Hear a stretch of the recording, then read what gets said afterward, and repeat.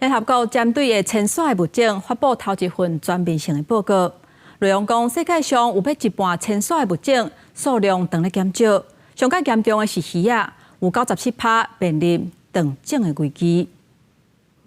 珍稀动物会对季节变化相较无共款的环境，暗过经济伫乌兹别克开的联合国迁徙物种保育公约缔约国大会公布的全球迁徙物种现况，世界上有将近一半，差不多44%的迁徙物种族群量会下降。由联合国监测将近1200种当中，有超过1/5是伫灭绝的危机。这数据来自国际自然保育联盟濒危物种红色名录，上严重是鱼类。名录顶悬有97%鱼类拢面临灭绝的威胁。会议当中也指出，这选鱼物种消失的原因包含生态地丧失、非法捕捕，或者是污染甲气候变迁有关系。不过，保育这动物无法度靠一个国家。联合国也讲，希望促成更加积极的跨国合作。